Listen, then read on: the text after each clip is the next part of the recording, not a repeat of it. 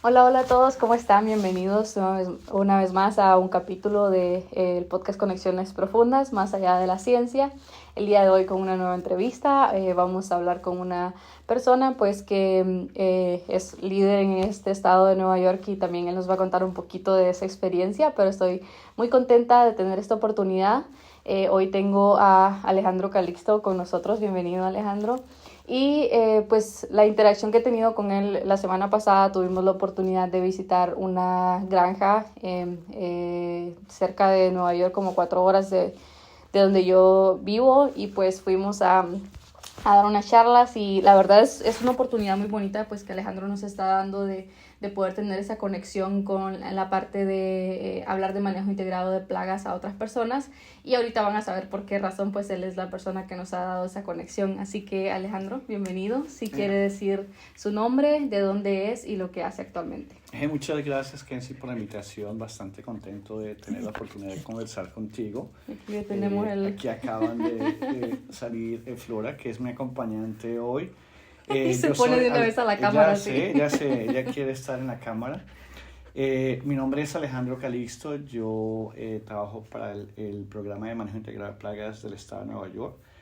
Tengo el honor de servir como el director. Llevo en este trabajo ya 4 años. Y yo soy nativo de Colombia. ¿Qué parte de Colombia es? Yo soy de Bogotá, de la capital Bogotá. de Colombia.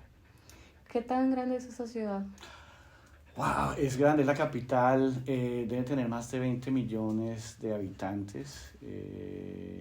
Es una de las capitales más grandes que hay en Latinoamérica. Hemos hablado de que también el tráfico ahí se pone tremendo. Hablábamos con unos amigos de que a veces ir de un lado de la ciudad a otro es difícil, ni siquiera por la distancia. A veces son distancias pequeñas que se llega caminando primero que en carro. Es terrible. Yo cuando estaba allá, hacia los 90, cuando estaba allá y estaba estudiando, yo vivía casi hacia el norte de la universidad y me tomaba 2 horas de llegar a la universidad, a veces en transporte. Entonces, muchas veces caminábamos, preferíamos caminar y después coger el bus para irnos a casa. Pero sí, el tráfico es terrible como cualquier otra capital, como Ciudad de México o Sao Paulo, es terrible. Sí, definitivamente. Bueno, cuéntanos un poquito acerca de usted, de su vida, cómo era usted de niño, cómo era esa interacción familiar, cómo era su vida en casa. Bueno, desde pequeño a mí me llamaba la atención la naturaleza y los animales. Me acuerdo mucho que me gustaban mucho las hormigas. En ese entonces todavía venden aquí en los supermercados TikTok, que son esas mentas, esas cajitas. Y yo salía, teníamos un jardín en la casa, teníamos árboles de papayuelo, y mi mamá tenía unos jardines y siempre observaba las hormigas que estaba ahí y empezaba a colectar las hormigas y las metía en esas cajitas de TikTok, y muchas veces tenía diferentes especies de hormigas que metía, obviamente muchas agresivas, y me ponía a observar lo que hacían. Cogía lombrices, teníamos pájaros, siempre me llamaba mucho la atención la naturaleza.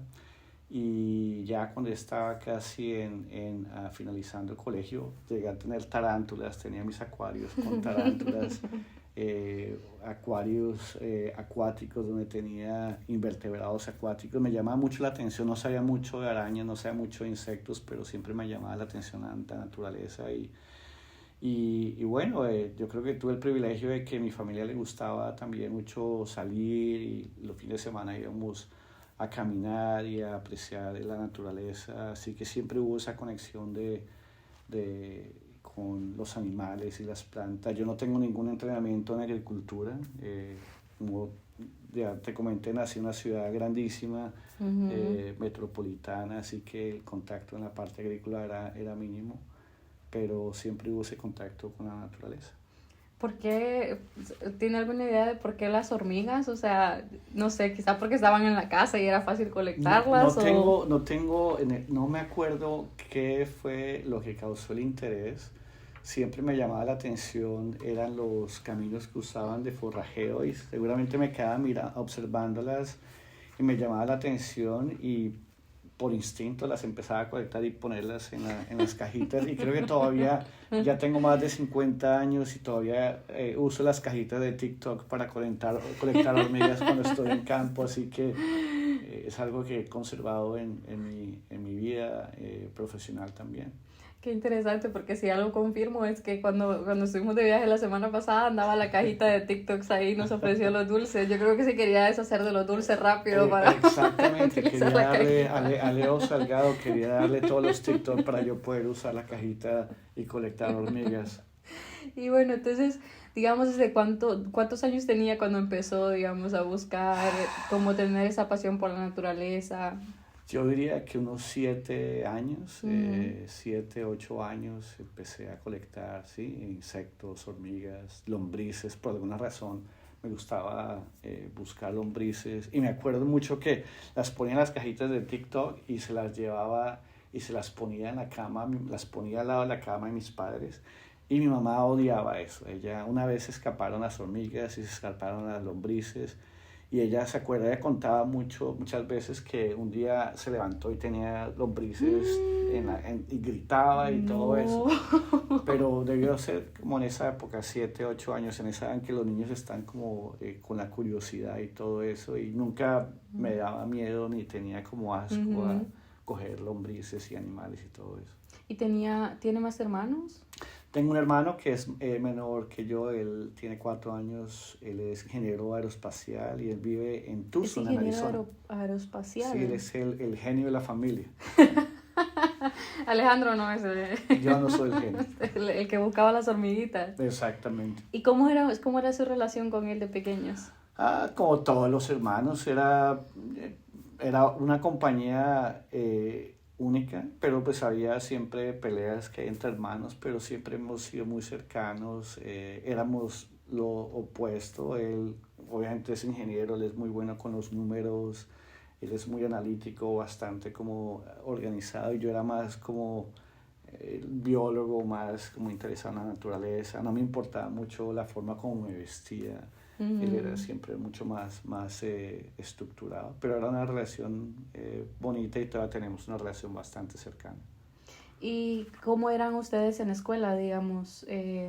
¿Cómo era usted era como sociable o más callado? Yo cuando era más pequeño no era muy social, era más o menos como callado.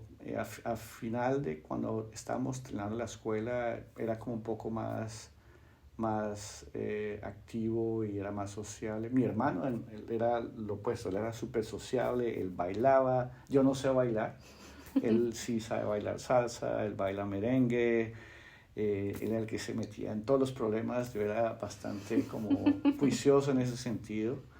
Ya cuando entré a la universidad ya como que salí de ese cacún y ya me volví más sociable. ¿Y en las clases, que era como muy estudioso o realmente le interesaba solamente pasar Yo, las mi hermano, clases? ¿Usted? La verdad nunca fui buen estudiante. Yo creo que era estudiante promedio. Me Ujú. iba bien en las clases que me gustaban, por ejemplo, biología, me iba bien. Historia, me gustaba muchísimo, literatura, pero matemática, todo eso, cálculos, álgebra, química, era difícil, inclusive en la universidad fue bastante difícil. ¿Usted podría decir que ya desde que estaban en la escuela, así, a esa edad, ya sentía como que ya sabía qué era lo que quería hacer? ¿De grande? ¿De pequeño Definitivamente, qué quería sí, hacer de sí, pequeño? yo quería ser biólogo. Quería estudiar biología, siempre me llamó la atención la naturaleza, los animales, y yo tenía bien claro que quería estudiar, estar en ciencias biológicas o biología. ¿Y sus papás tenían alguna expectativa de ustedes No cuando estaban biólogo. pequeños? Todo menos Ellos biología. querían que fuera o médico o economista y no, ¿A qué se salí. dedicaban ellos? Mi papá era economista ya retirado, mi mamá era secretaria en ese entonces, pero ellos tenían expectativas que yo iba a ser probablemente médico. ¿Por qué cree que no querían que estudiara biología? Bueno, en ese entonces era finales de los 80, principios de los 90, biología no era una carrera que tenía bastante reconocimiento, particularmente en Colombia, no había expectativa en que podía uno trabajar. Mm. Y obviamente ellos creían que el futuro iba a ser difícil para alguien que fuera biólogo. Y no era fácil en ese entonces, y muchas personas que estudian biología seguramente les costó trabajo ubicarse. Pero pues todo cambió en los 90 y en los 2000 ya biología en muchos lados se volvió una carrera que es bastante importante y que tiene un campo bastante amplio. Uh-huh. Yo he escuchado mucho que, bueno, he escuchado mucho que en Colombia, pues sí, la biología no, tampoco es como, es una carrera que siempre he visto como, y creo que en general en Latinoamérica hemos hablado que la biología no es una carrera que la gente sea mucho de como digamos, animar a las personas a estudiar, pero yo creo también que es porque, al menos en lo que he escuchado, las personas creen que solamente pueden ser como profesores o se pueden dedicar a algo. Y de repente sí, cuando las personas empiezan también debe ser un poquito incierto el futuro, pero bueno, al final de cuentas las cosas funcionan y ahora está usted aquí. Cuando usted fue al colegio, ¿era un colegio mixto o era de...? No, era solo de hombres, era un colegio católico. Es un colegio, todavía existe el colegio, es un colegio católico, se conoce Hermanos Maristas. Uh-huh. Sí, y fue con el grupo con el que empecé hasta casi que me gradué, éramos casi el nuevo grupo de estudiantes y amigos. Con muchos de ellos todavía seguimos en contacto después de casi, wow, no, 1990. Me parece muy interesante. Varias personas que he entrevistado que son de Colombia han ido, bueno, las mujeres a colegios de mujeres y bueno, creo que no sé si es la primera vez, no me acuerdo las otras personas que he entrevistado, pero existe mucho esa división o hay muchos colegios, supongo, en Colombia de hombres y mujeres. Mira, yo creo que de pronto era común en ese entonces, ahora los colegios tratan de ser mucho más mixtos. Inclusive creo que el colegio al que yo fui ya es mixto. Por alguna razón sí eran de hombres o mujeres y yo creo que era muy conectado a la parte católica. Pero pues ahora ya es como más mezclado y mucho mejor así. Obviamente uno sale como adolescente y nunca ha tenido interacción con otras personas y es siempre duro, por eso de pronto no se va a bailar. Y las novias hay que ir a buscarlas al colegio de Claro, mujeres, ¿no? Novias, se van en grupitos. Las novias desaparecieron mucho después de haberme graduado en el colegio. Bueno, y no sé si en ese tiempo también los colegios había como que cuando ya iba a cierto grado podía decidir especializarse en un área específica. No en el colegio que yo fui, eran siempre los mismos, las clases, había una o dos selectivas, pero en general eran los mismos clases, no había una especialización, al menos en ese colegio. De pronto otros colegios tenían esa opción y yo creo que ahora los colegios ofrecen esa oportunidad que me parece bueno, que los estudiantes puedan enfocarse en un área que sean más afín y prepararlos mejor cuando entren a la universidad. Sí, porque generalmente, bueno, en mi colegio, yo me especialicé, digamos, en la parte de perito mercantil y contador público. Entonces, digamos, hice hasta tercer curso, decimos nosotros, que es como 9º grado, Uh-huh. y luego los siguientes años uno puede decidir especializarse en un área y, digamos, están 3 años en los que usted se especializa en algo o hace solamente 2 años, que se llamaba Ciencias y Letras, creo que eso ha cambiado un poco, para que se ahorrara un año para ir a la universidad, como si ya sabía que iba a ir a la universidad. Entonces ustedes no hacían como 6 de escuela, 6 de colegio. Sí. Y ya luego salían, se graduaban solo como estudiantes de... Como de graduados de colegio. Okay. Bachiller. Ok, ¿y cómo llega ese momento entonces de ir a la universidad? ¿Cómo decide a qué universidad ir? ¿Cómo es esa plática con sus papás para decir esto es lo que he querido y esto es lo que voy a hacer? Bueno, como te dije, había varias expectativas y ya cuando ya se toma la decisión de biología, fue buscar qué universidades ofrecían. En ese entonces creo que eran 4 universidades en Bogotá, 4 o 5 universidades. Yo apliqué a 3 universidades y terminamos yendo a los Andes, que fue la universidad en la que estudié biología. Uh-huh. Pero sí, en ese entonces no había muchos programas de biología grandes. Habían también por fuera de la ciudad, en otras ciudades también tenían buenos programas, pero obviamente inclusive irse a Bogotá era bastante difícil. Claro. En ese entonces. Entonces usted, digamos, empezó a estudiar y siempre se quedó a vivir con sus papás. Completamente, eso era muy común en ese entonces, vivir con los papás. Hasta que se graduaba uno y hasta muchísimo después de haberse graduado la gente se quedaba con los papás. Que de hecho Latinoamérica es así, ¿no? Que los papás al menos que, por ejemplo, yo me fui lejos porque estudié lejos de casa, pero generalmente las personas se quedan a vivir hasta que ya no hay Ya hasta no. dónde, o al menos que se casen. Creo que esa es la mayor razón por la que he visto que las personas se salen de su casa, porque No, se casan. yo soy casi un ejemplo, casi cercano a eso. Ya cuando decidimos casarnos, ya mi mamá dijo, yo creo que ya es hora de coger rumbo. Pero no, pues sí, pero sí, es muy común. Y eso está bonito en las familias, mantener esa unión familiar, Sí, porque uno pues crece bastante, no solamente los papás, pero en mi caso con mis abuelos éramos muy cercanos. Es diferente. sí, definitivamente es diferente a lo que vemos aquí. Y cuando ya está en la universidad, ¿cómo va explorando, digamos, esas oportunidades? ¿Qué cosas le llaman la atención mientras está estudiando la carrera? ¿Qué clases, digamos, usted dice, me parece que me puedo ir por este lado de la carrera? Hay varias, particularmente esas que tienen que ver con zoología, había zoología de invertebrados. Obviamente esa me cautivó muchísimo, el que era profesor ese entonces, él me abrió la puerta al laboratorio y tuve la oportunidad de tener mi mesa como estudiante de pregrado y seguir mi interés con arañas, con hormigas. En algún momento mi interés en arañas se disparó y en ese laboratorio me aceptaron, yo hacía colecciones, las mantenía en ese laboratorio y yo creo que ahí fue como empecé a tener bastante interés en insectos. Sin embargo, después una clase que era de zoología de vertebrados y a un profesor que era ecólogo y era más enfocado en pájaros y en primates y en algún momento tuve bastante interés en pájaros. Muchos de mis compañeros son expertos mundiales en pájaros.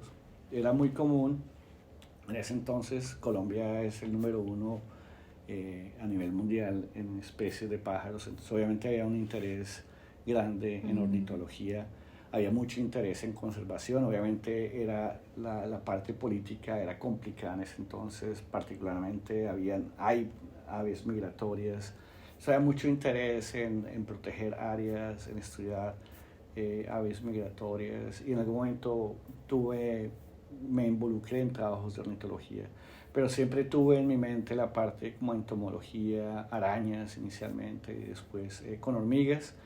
Tuve la oportunidad que definitivamente fue lo que definió mi carrera y prácticamente mi vida. La universidad tiene una estación experimental en la selva, mm, en la base de la Amazonía. Y era una serranía, se llama la Serranía de la Macarena, que es una montaña que es cercana a los Andes, pero no tiene nada que ver con los Andes. Es una formación bastante antigua, es más cercana a las montañas de Roraima, que están en Venezuela y Brasil. Es una formación muy, muy antigua. Y era un sitio bastante único y uno tenía la oportunidad de hacer como un internado, irse a la selva por 6 meses. Yo apliqué, me mandaron y estamos hablando de 1991, totalmente uno desconectado, llegaba uno, duraba 2 días para llegar uno allá a la estación, la comida llegaba cada 2 semanas, era uno completamente aislado. mm, Y yo apliqué a eso y mi trabajo era seguir manadas de primates, unos monos que se llaman aulladores, que son muy mm, comunes en áreas tropicales. Y son los primates que son herbívoros, son muy entretenidos de seguir, pero duermen mucho. Entonces eran jornadas muy largas de 6 de la mañana a 6 de la tarde siguiéndolos. Tú tenías que estar con ellos todo el tiempo porque si los perdías, encontrarlos era muy, muy difícil. Obviamente en esa época no usábamos telemetría, mm. no había la necesidad ni había la posibilidad de interactuar directamente con ellos o manipularlos. Y obviamente me volví más interesado en volver en arañas y hormigas. Entonces, a medida que seguía los micos, estaba también colectando arañas y observando hormigas. Entonces, ahí fue como que se despertó ese interés más grande en artrópodos, en arácnidos y hormigas en particular. Y la idea de ustedes era como ver en cuánto tiempo viajaban los micos de un lugar a otro. Eso era el trabajo que era financiado por universidades japonesas y Ujú. eran trabajaban en comportamiento animal, entonces ellos estaban interesados en el comportamiento de los primates. Entonces el trabajo de nosotros era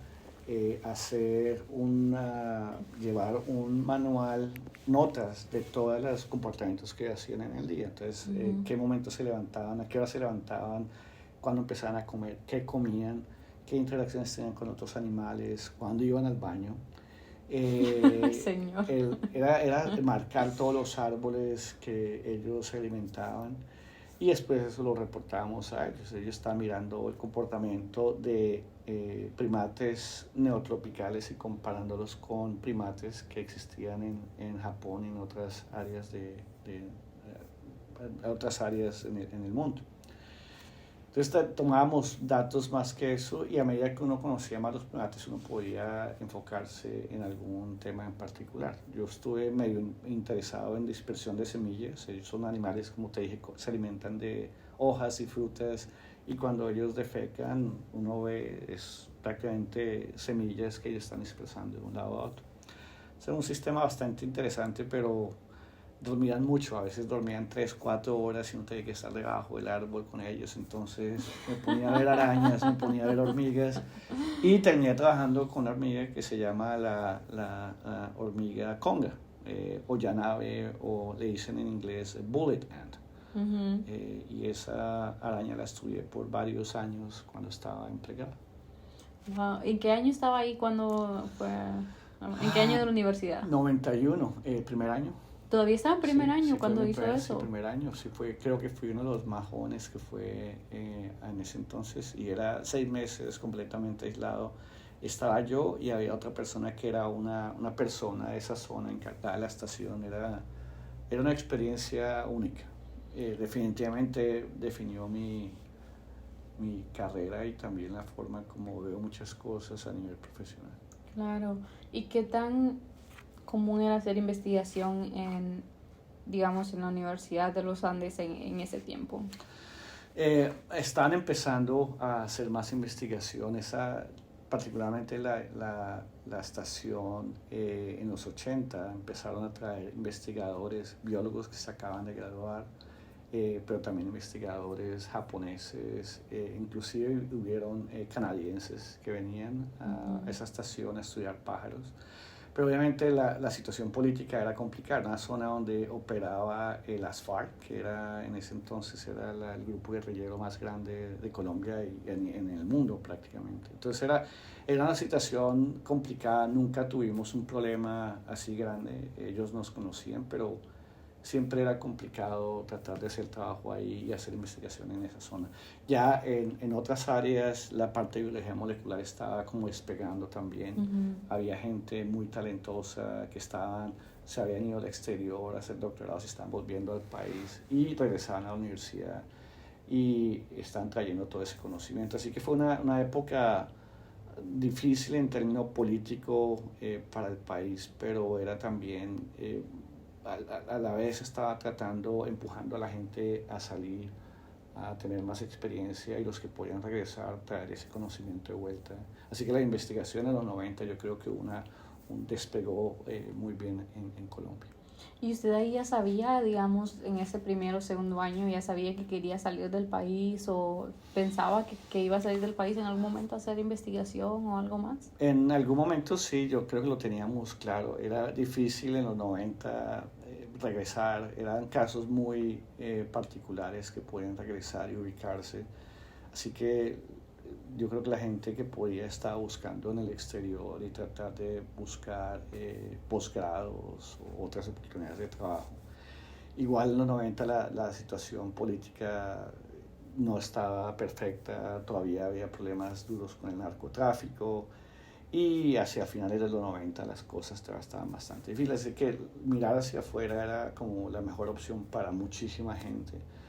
Y yo tuve la oportunidad de estar en Canadá en el 96 trabajando con pájaros, que fue cuando te comenté que tuve mi experiencia trabajando con pájaros. Y fue como la primera vez que estuve realmente por fuera del país y como que te trae otra perspectiva.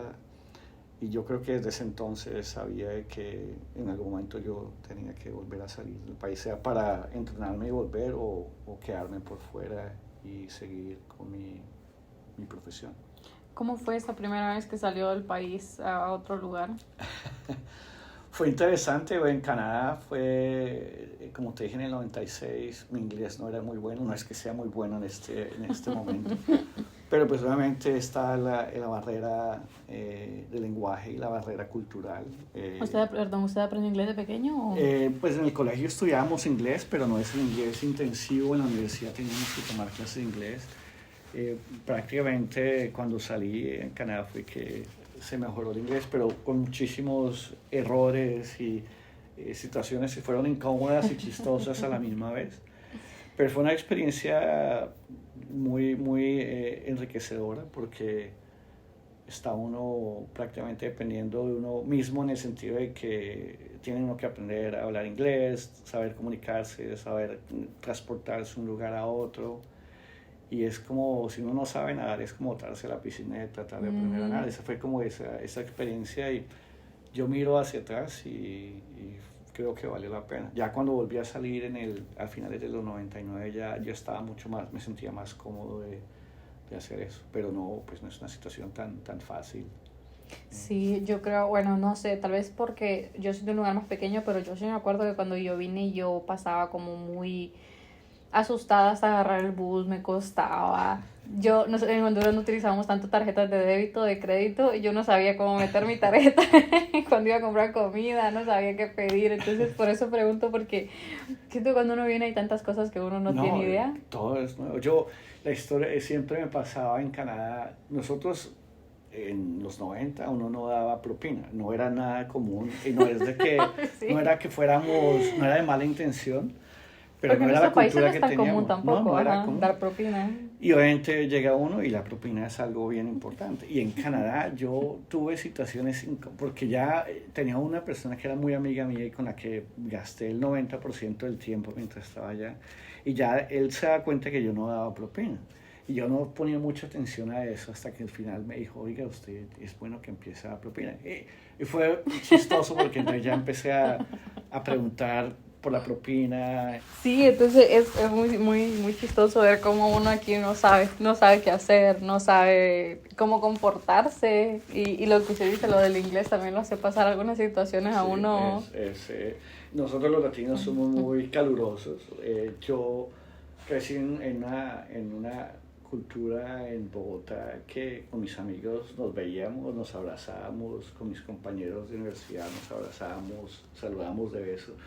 Y claro, gente llega uno aquí, tiene que ser uno mucho más, y está bien que uno no haga eso, pero eso, ajustarse uno culturalmente siempre toma tiempo y no todo el mundo está preparado para eso. Claro, sí, yo creo que eso también es una cosa interesante, el hecho de que no solamente, ok, no solo es el inglés, no solo es, no sabemos bien lo que hacemos, sino, y lo hemos platicado nosotros, de que uno llega aquí y uno tiene que de ser un poco más como frío y a veces a las personas no les gusta tanto conversar como nosotros o generalmente son más profesionales, Sí, digamos. sí, Nosotros primero como que nos gusta tener esa amistad, pero sí, es como uno tiene que aprender a adaptarse, creo yo, culturalmente en ese aspecto. Y entonces, bueno, regresa de Canadá de hacer esa pasantía. ¿Y ahí estaba en qué año de la universidad? ¿O ya había terminado No, ya estaba casi un año de terminar. de terminar? Sí. Y en ese momento, ¿qué pasaba por su mente que iba a hacer después, digamos, cuando ya llega el momento de decidir qué rumbo iba a tomar después de su carrera? Acabar y como cualquier otra persona tratar de ver qué hacer profesionalmente. Yo tuve la oportunidad de quedarme trabajando en la estación que te mencioné, entonces pude trabajar por año y medio y, y más o menos como manejando la estación y tratando de hacer proyectos pequeños de investigación. Obviamente uno mira hacia atrás, uno sale y no está todavía preparado para hacer investigación por sí solo. Era trabajos que son más eran de observación y muchos de esos trabajos eran valiosos. Yo creo que publiqué algo sobre arañas que era simplemente observación, historia natural de una araña. Y ya, o sea, fue año y medio y después la situación política se volvió a complicar un poco. En Colombia esa zona era bastante tensa y era una zona que el gobierno despejó para tener conversaciones de paz con la guerrilla. Y se puso bastante complicado porque no solamente estaba la guerrilla, estaba el gobierno, pero también estaban grupos paramilitares. Ya era una situación en que era seguir ahí y mantener un riesgo alto de que pasara algo o salir, y ya decidí yo salir. Y prácticamente eso fue como lo que incitó para mí buscar por fuera del país. Interesante, no fue como más de, pues surgió esta oportunidad, sino la situación en ese momento. ¿Y qué es lo primero que decide hacer? Digamos, bueno, usted se da cuenta, ya me tengo que ir, esto aquí no está bien. ¿Qué es lo primero que decide hacer? Tenía interés de seguir trabajando con arañas y empiezo a buscar por fuera. Yo ya en ese entonces email estaba como empezando a despegar. Me acuerdo, había un computador viejo con el que teníamos ya tenía una cuenta de internet, un email. Y empecé a mirar en universidades, le escribí a algunos que ya me había comunicado. Había una persona en Harvard él manejaba la colección de arañas del Museo de Harvard, tratando de buscar conexiones en lo que quería. Y él me conectó con varias personas. Me conectó con una persona en Texas que yo pensé que él era un profesor, él era un Research Associate. Y yo le dije, estoy tratando de buscar o trabajo o hacer un proyecto de posgrado con arañas. Él le pasó esa información al que fue después mi mentor, y mi mentor, que se llama Marvin Harris, él es entomólogo. Él me escribió diciendo que no tenía trabajo con arañas, pero tenía un proyecto con hormigas, una hormiga invasora, que sí estaba interesado en trabajar en ese proyecto. Y yo leí el email, no conocía la hormiga, es una hormiga sudamericana que fue introducida en Estados Unidos hace más de casi 90 años, y le dije que me interesaba mucho, y ahí empezó todo. Decidí irme a Texas, se dio esa oportunidad y me fui a trabajar con él, con esa hormiga invasora. ¿Y cómo escuchó por primera vez de esa persona que manejaba el Museo de Arañas en Harvard? Cuando estaba trabajando en esa estación experimental, como te dije, yo estaba colectando arañas y colecté muchísimas arañas, pero igual uno es un estudiante, yo no tenía mucha conocimiento de mantener especímenes y todo eso. Y en ese entonces, que algo que obviamente no estaba bien, pero yo me contacté con esta persona por otra persona que trabajaba con arañas en Colombia. Y le comenté las arañas que estaba colectando, les dije, creo que son estas arañas, y él estaba interesado en tener material de eso. Y yo empecé a mandarle arañas de Colombia.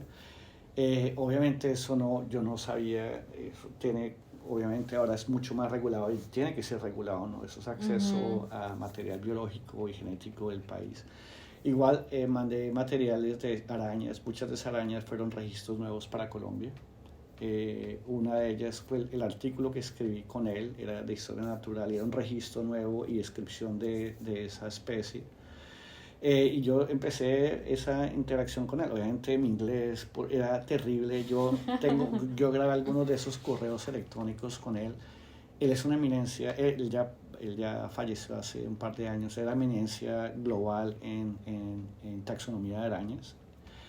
Y pues para mí fue un honor tener esa conexión con él.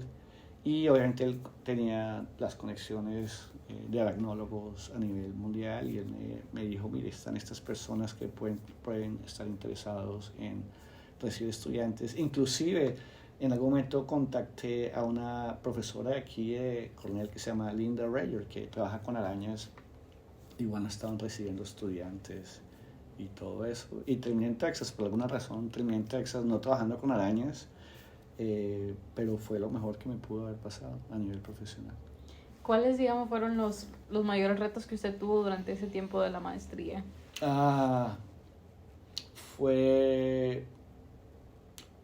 Yo creo que balancear un poco el trabajo que estaba haciendo. Yo creo que trabajé muy fuerte y yo creo que por eso conecté muy bien con mi mentor, porque yo tenía en mi mente, quería ser ganador, prácticamente quería tener el mejor proyecto que podíamos tener, y yo creo que era como balancear un poco la parte de trabajo con la parte personal. Yo estaba recién casado, mi esposa también estaba empezando a hacer doctorado, pero yo disfruté mucho de ese tiempo y trabajé en campo muchísimo, eran jornadas larguísimas, de 6 de la mañana a 6 de la tarde, y ya cuando estaba haciendo doctorado, eran jornadas, viajaba 3 horas, hacía campo por 6 horas y regresaba 3 horas después.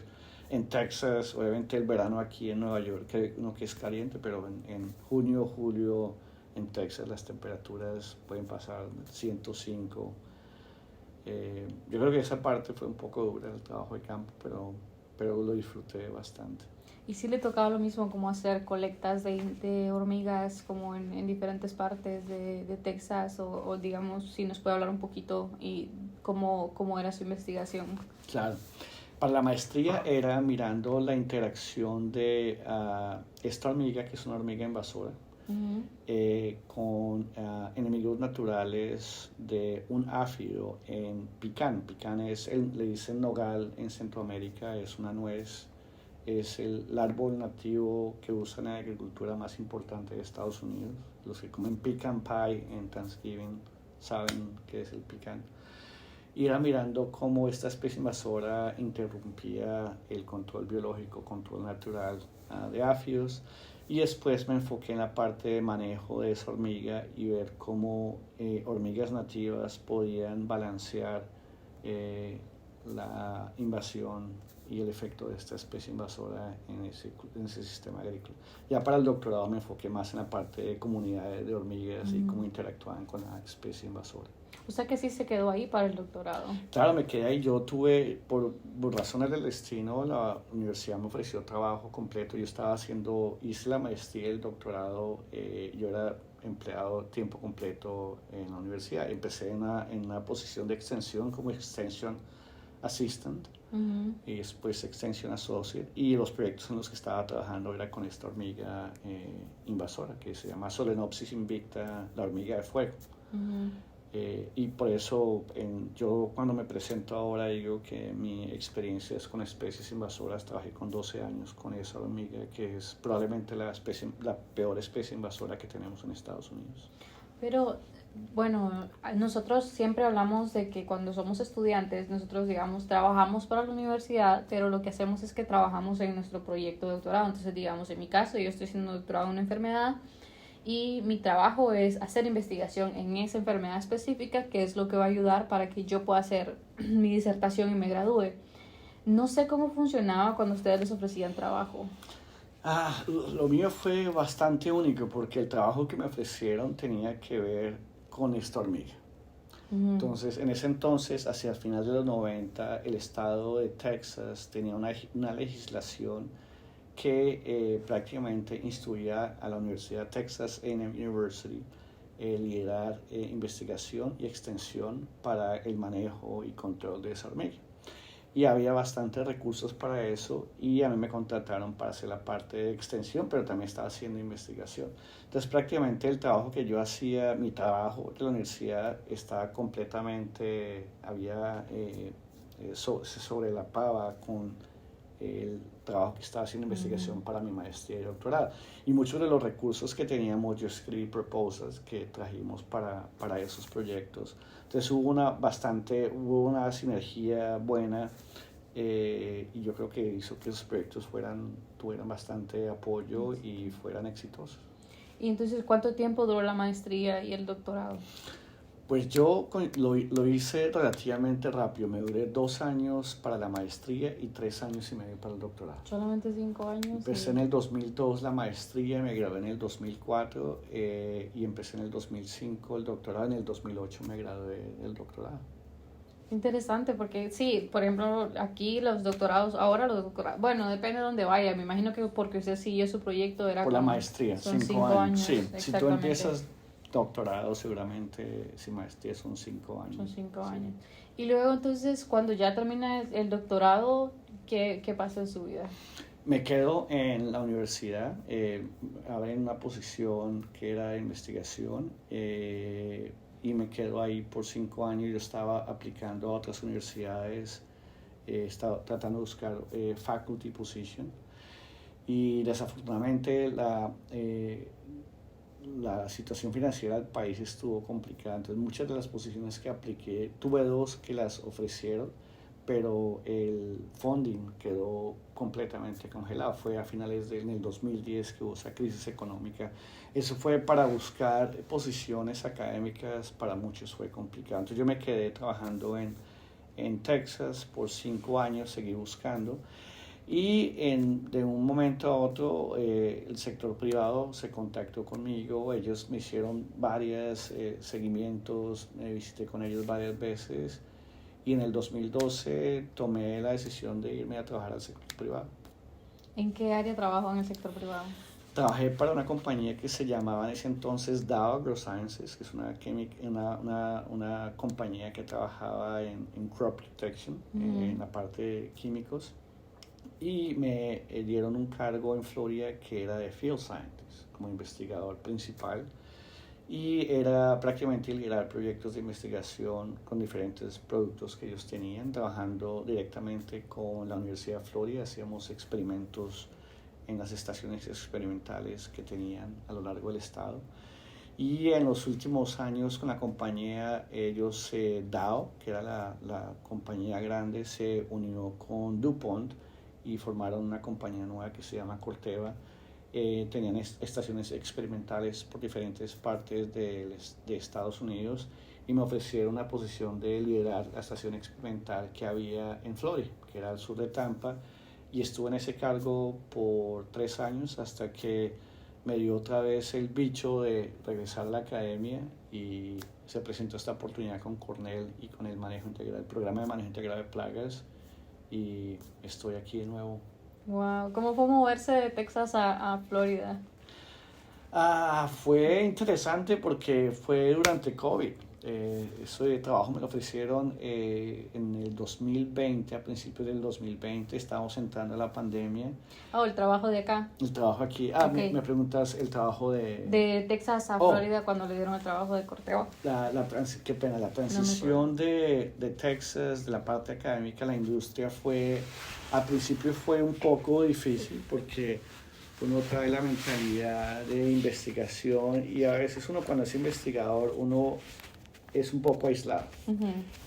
Cuando uno va a una compañía, ellos esperan que uno sea un team player, que uno esté trabajando en equipo y uno no está haciendo su investigación, no está haciendo la investigación para la compañía, todos están empujando hacia la misma dirección. Entonces, el primer año fue un poco difícil, interactuó uno con el grupo comercial y el grupo de marketing y obviamente está toda la parte de investigación.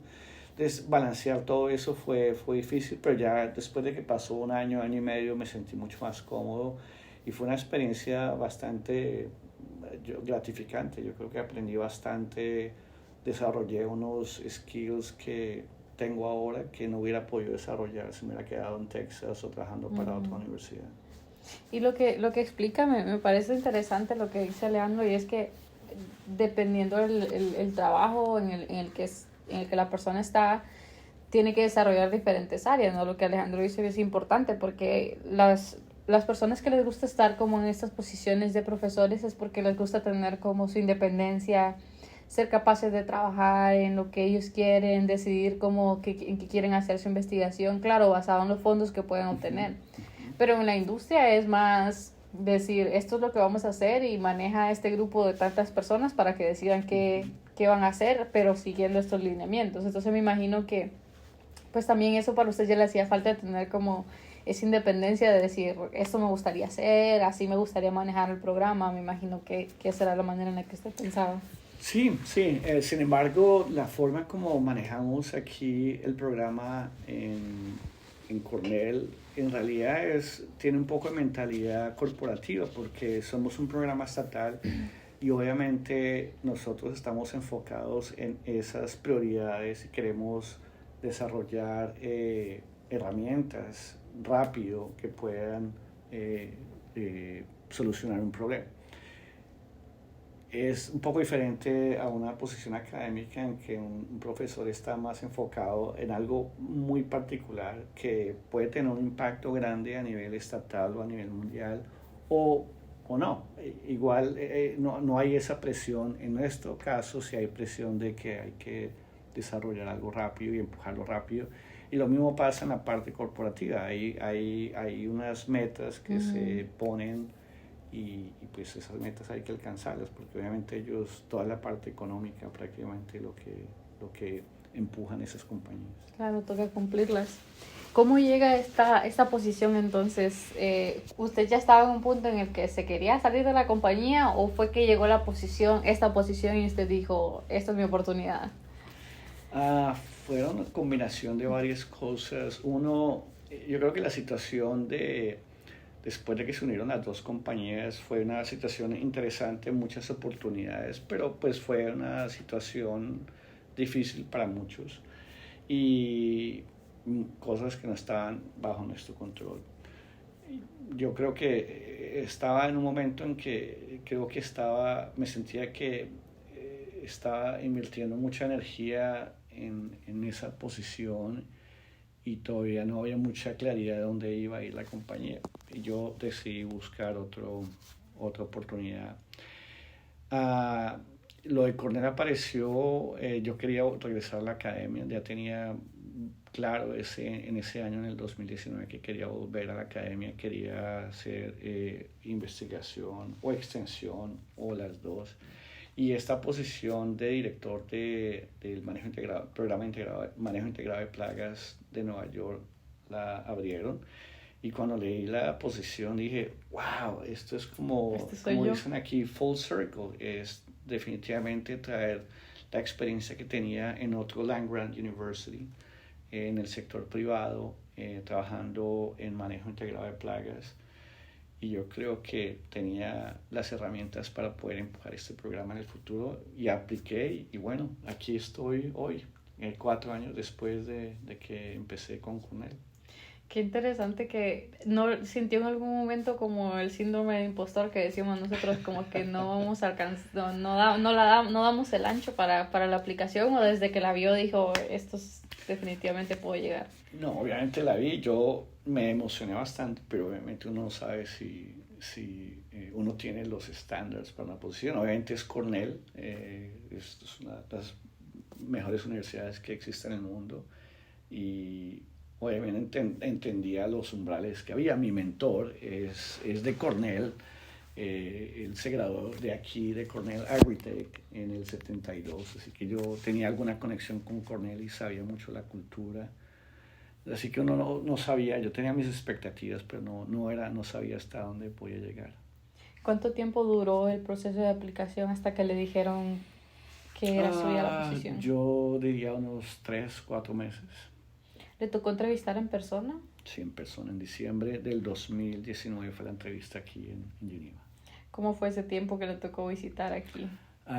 Fue muy agradable, yo me sentí en casa como si ya hubiera conocido a todo el mundo. Me acuerdo una de las personas la que lideraba el comité, siempre que me veía después de que me contrataron se disculpaba porque decía que el clima estaba muy feo, pero yo creo que yo estaba muy, muy positivo y muy centrado en esa entrevista y definitivamente quería esta posición.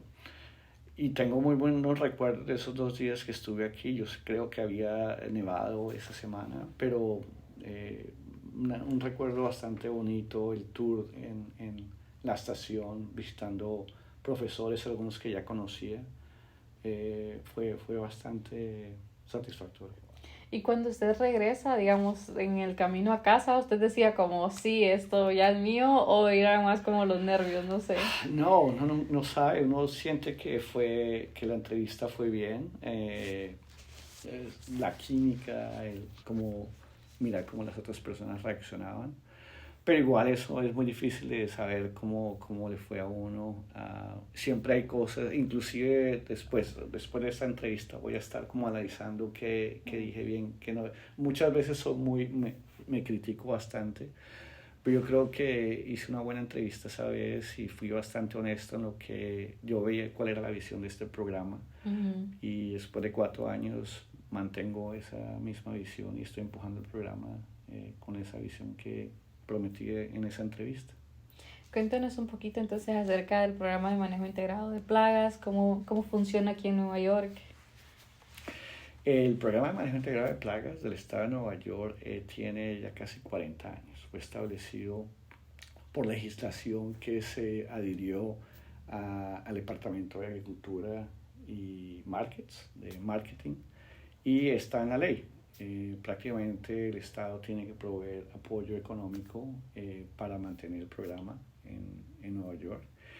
Y el inicio fue enfocado en plagas que impactan el sector agrícola. Eso se estableció en el 83.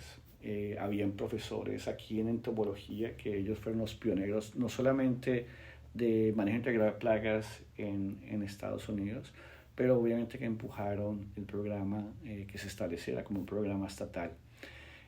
Varios profesores de entomología, después hubo gente que era en patología de plantas involucrados. Y en el 99 recibimos apoyo del Departamento de Ambiente y Conservación y se expandió el manejo integrado de plagas a todas las plagas que impactan las personas donde viven, donde trabajan. Entonces hay gente trabajando con roedores, hay gente trabajando con cucarachas. Yo doy apoyo a algunas veces con la parte de hormigas.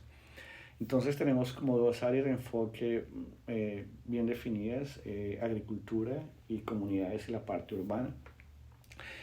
Somos un programa estatal, entonces tenemos gente en todo el estado. Tenemos la base es aquí en Geneva, pero tenemos personas en Ítaca, tenemos personas en Long Island, tenemos personas en Albany, en el Hudson Valley, y somos aproximadamente 32 personas. Recientemente el programa de uso seguro de pesticidas, PSEP, se unió a nuestro programa, así que somos un programa mucho más grande y mucho más robusto de lo que era hace un par de años. ¿Qué ha cambiado, digamos, desde que usted entró a la posición hasta ahora? Bueno, varias cosas. Hemos hecho una reestructuración interna. Había un enfoque bastante grande a la parte de agricultura, que todavía es bastante grande, pero tratamos de balancear el enfoque a agricultura y a comunidades y la parte humana. En realidad nosotros interactuamos con personas. Y obviamente la parte de comunidades urbanas es directamente relacionado con lo que hacemos en agricultura. Hicimos una reestructuración para balancear más esa carga, creamos posiciones nuevas, porque somos un programa estatal. Nosotros tenemos que enfocarnos en problemas que son emergentes, que son emergencia para el Estado, y tenemos gente que está enfocada en áreas más específicas. Tenemos ahora una persona que se dedica a especies invasoras, tenemos una persona que se dedica a enemigos naturales, control biológico, una persona que se dedica al control de malezas. Tenemos un economista, que por primera vez en la historia del programa tenemos un economista que es hondureño, coincidencialmente. Y vamos a crear otras posiciones que van a ayudar a empujar el programa en esas áreas que son más específicas. Yo veo el programa más como un equipo de respuesta temprana. Si hay una plaga emergente, que todo este grupo de especialistas se reúna alrededor de ese problema y puedan desarrollar herramientas rápidas para solucionar ese problema. Claro, y me imagino que también pensar en tantas... Yo siento que ser el líder de este programa también implica lo que usted dice, manejar a muchas personas y manejar como muchas áreas diferentes, ¿no? O sea, no sé si a usted le toca como quizás agarrar conocimiento de todo lo que hacen o cómo hace para distribuir todas esas tareas que toca hacer estando liderando este programa. Esa es una buena pregunta, Kenzie, y parte como lo que te decía, la reestructuración fue para eso, para tener gente que está enfocada en cada uno de los grupos que tenemos. Tenemos un grupo en la agricultura, un grupo en comunidades y la parte urbana. Tenemos ahora el grupo de Pesticide Safety, y tenemos todas estas nuevas posiciones que creamos que son más como apoyo general al programa. Entonces, cada uno de esos grupos tiene un líder que está ayudándome prácticamente a liderar iniciativas dentro del programa. Eso me ha ayudado un poquitico a que sea más streamline y obviamente ayuda a maximizar los recursos que tenemos y ayuda a que la gente prácticamente despierte potencial que nunca habían usado, que lo tenían como tú lo tienes y lo están usando para el beneficio del programa y el beneficio del Estado. Eso también se traduce en que hemos recibido más apoyo económico del Estado. Por primera vez en 40 años el programa ha triplicado los recursos que recibían hasta hace 4 o 5 años. Entonces eso prácticamente también refleja un poco la reestructura interna y cómo estamos enfocándonos en ciertos proyectos y problemas que necesitan herramientas y soluciones rápidas. ¿Y cuáles siente que son los mayores retos de esta posición? ¿Cuál es el mayor reto para usted, digamos? Yo creo que todos los días hay que reinventarse. Yo creo que siempre hablo de manejo integral de plagas. Creo que históricamente se ve como que es estático, pero en realidad es dinámico. Entonces el mundo está evolucionando más rápido y las plagas están adaptándose más rápido, se están introduciendo más especies invasoras. Así que cada día toca estar revisando cómo vamos y reinventándonos porque las cosas pueden ser completamente diferentes en 5 años. Ese es como el mayor reto, es como estar pensando qué va a ser el próximo problema, cómo vamos a solucionar ese problema, qué recursos necesitamos, qué personas necesitamos para desarrollar esas alternativas. Ese es como el mayor reto, tenemos que estar, qué tanto puede uno seguir reinventándose. Es como a mí me gusta mucho la música y las bandas de rock and roll de hace 30 años siempre siempre están pensando en cómo reinventarse. Y yo creo que así veo el programa, es como tenemos que seguir reinventándonos. Cuando ya no, yo vea que llegamos a ese plató, yo creo que ya es el momento para mí de salir y dejar a otras personas que tomen la iniciativa. Ahora, hace algunos minutos usted decía que uno de los retos más grandes para usted era, en el tiempo de la maestría, era poder balancear su tiempo, ¿no? Saber cuándo detenerse, digamos, y tener una vida saludable. ¿Cómo es eso ahora que ya está en esta posición? Es con paciencia y ser bastante estratégico. Yo creo que lo más importante es balancear la parte familiar y la parte de trabajo. Yo ya tengo una hija, tiene 11 años y hace 20 años no teníamos, el enfoque era nuestra parte profesional. Ahora obviamente mi trabajo es muy importante, pero también lo es mi familia y lo es mi hija y mi esposa. Yo trato de ser muy disciplinado en lo que hago de trabajo, lo hago aquí. Cuando llego a casa trato de no involucrar mucho la parte de trabajo, traerla a la casa ni traer los problemas, porque eso puede crear problemas en la relación con la familia, la esposa o los hijos.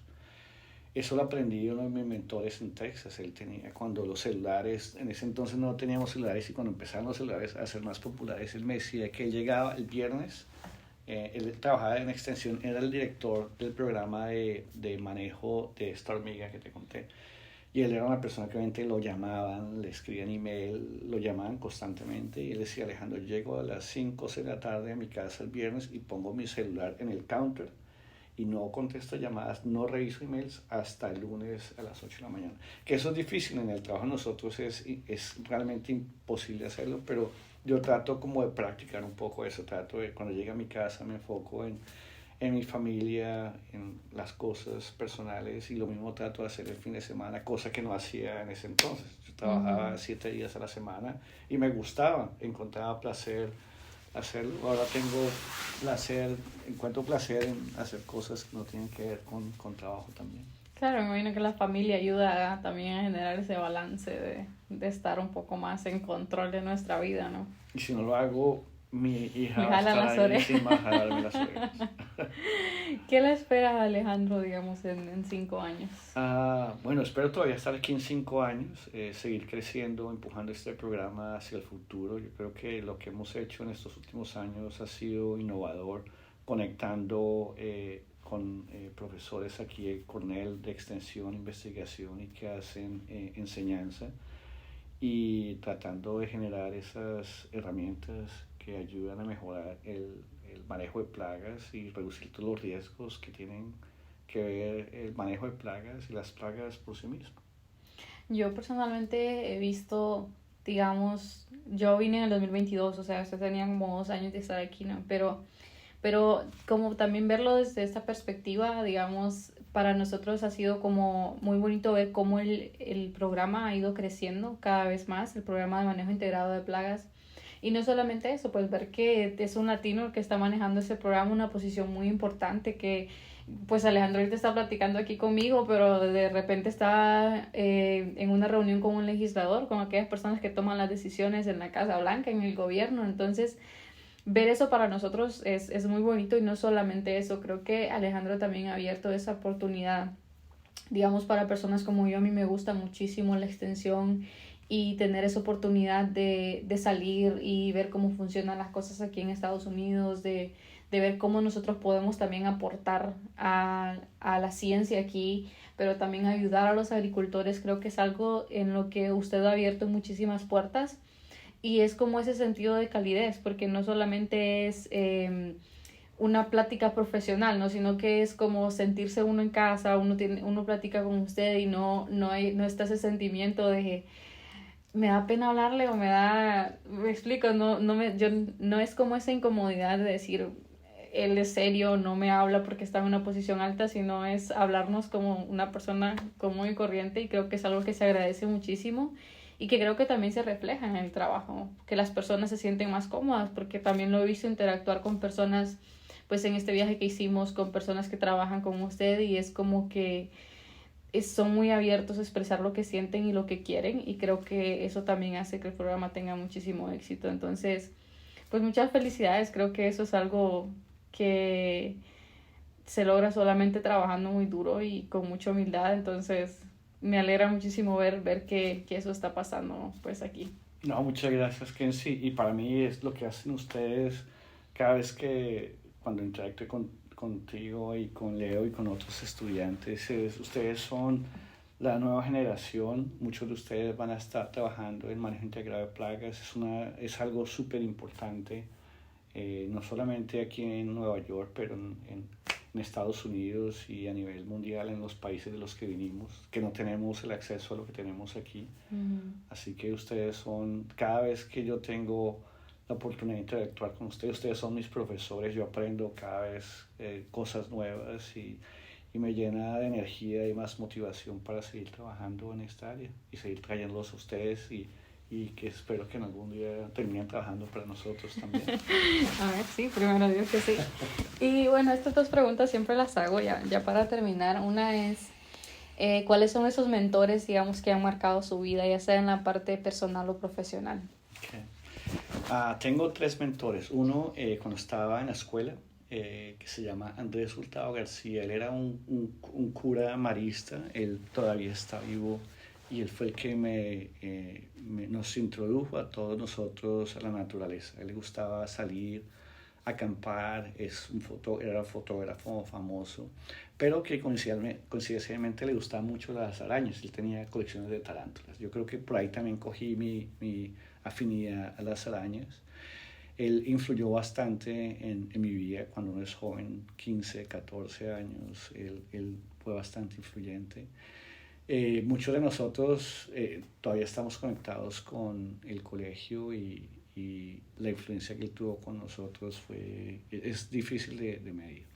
Después en la universidad hubo un profesor que se llama Carlos Mejía, que él fue el que me dio la oportunidad de trabajar en la selva, en la estación que te conté. Él también ecólogo, él trabajaba en comportamiento animal. Esa oportunidad que me dio a mí fue única y obviamente en esa época que era bastante difícil para todos y más uno joven. Yo tendría 19 años, 18 años, un bebé prácticamente. Tener esa oportunidad y tener la exposición a estar en un sitio como ese fue único. Y obviamente mi mentor en Texas, que es Marvin Harris. Yo creo que a él le debo donde estoy, mi familia le debe donde estamos.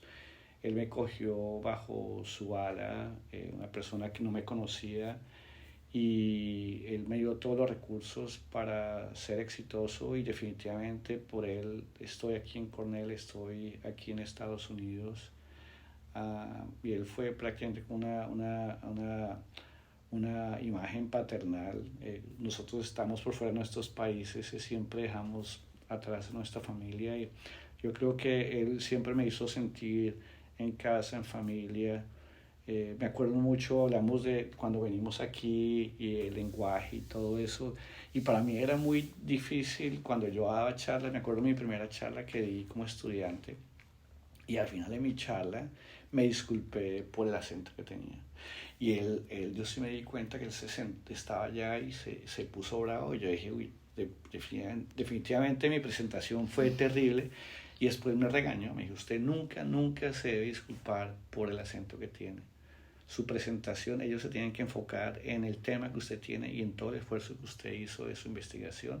Y eso no tiene por qué preocuparse por el acento. Si no les gusta su acento, este no es el sitio para ellos.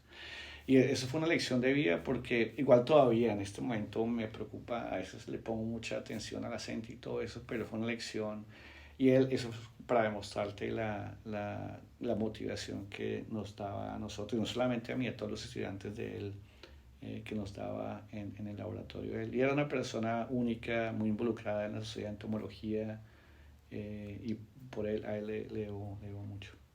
Qué bonito eso. Yo creo que solo el hecho de con que esos mentores pongan la confianza en uno, en lo que uno está haciendo, cuando ni uno mismo confía en lo que está haciendo, le da muchísima pues seguridad a uno para seguir adelante.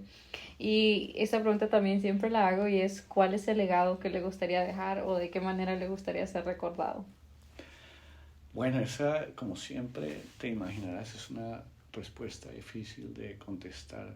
Yo creo que me sentiría muy contento si las personas aquí en Cornell y en el programa recuerdan como que Alejandro fue una persona que eh, se arriesgó y como que trató de empujar el programa, hacerlo más estratégico y más relevante para todas las personas que servimos en el Estado y que desarrollamos herramientas que hicieron diferencia en el Estado. Uh-huh. Qué bonito eso.